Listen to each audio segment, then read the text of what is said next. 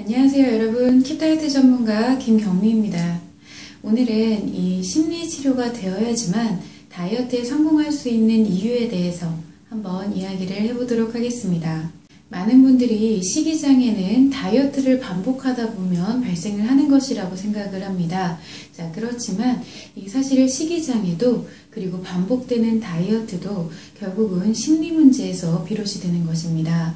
즉 여성의 다이어트와 식이장애는 상처와 스트레스에서 발생을 하게 됩니다. 식이장애가 발생했을 때 하는 행위로는 폭식한 후에 구토하는 폭토, 그리고 씹고 뱉기만 하는 것을 일컫는 이 씹뱉 등이 있습니다. 이때 씹고 뱉는 행위의 경우는 다이어트와 아주 밀접한 관련이 있지만 이 폭식 후에 토하는 경우는 굳이 다이어트가 아니더라고 하더라도 이 강박과 불안에 의해 동반되는 심리적 문제에 대한 증상입니다.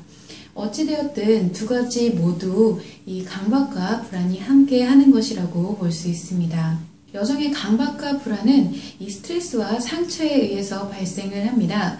이 불안한 상태는 인식되는 모든 정보가 나의 기준에 맞지 않아서 안정이 되지 않는 상태, 즉 부정기분이 지속이 되는 상태인데요.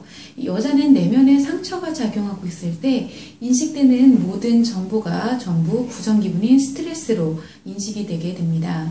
이때 이러한 불안을 해소하기 위해, 즉 마음을 안정시키기 위해서 강박적인 행동을 하게 되는데, 이 상처와 스트레스에 대한 근본적인 해결 없이 이러한 악순환이 지속이 되는 것을 중독 현상이라고 합니다. 따라서 폭식이라는 행위와 구토라는 행위는 강박과 불안이 모두 작용하는 결과인 것인데, 비단 이 다이어트에 국한된 심리 문제가 아닙니다. 도리어 지나친 다이어트 행위 자체가 이 심리 문제에 대한 심리 장애의 표현이라고 볼 수가 있습니다. 심리 문제는 일시적으로 발생을 했다가 다시 회복이 되지만 심리 장애는 내가 문제가 생긴 것이 회복되지 않고 지속되는 것입니다.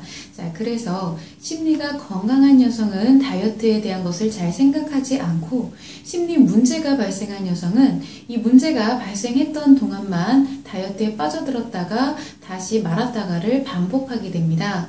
그런데 심리 장애가 발생한 여성의 경우는 이 다이어트에 대한 중독에 빠져들게 되면서 이 식이장애 및 시술, 그리고 수술 등과 같은 점차 과도하게 끝이 없는 다이어트의 나락으로 빠져들게 되는 것입니다.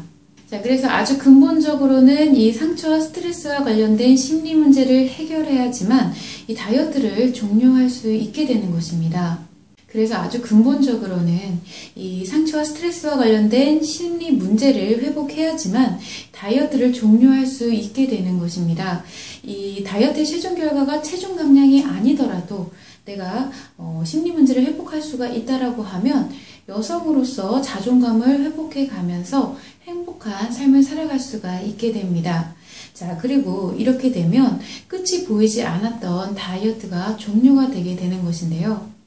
자, 그리고 이러한 심리의 안정은 반드시 체중의 회복으로도 이어진다라는 것을 명심하셔야 합니다. 그렇기 때문에 앞으로의 다이어트는 이제는 심리치료가 반드시 기반이 되어야 한다는 것을 모두가 알아야 하는 것입니다. 자, 이것으로 오늘의 이야기를 마치도록 할 텐데요. 이러한 내용의 부가적인 정보나 자료를 더 알고 싶으시다면 한국심리교육원 카페나 아니면 킵다이어트 홈페이지에서 확인하실 수가 있습니다. 지금까지 들어주셔서 감사합니다.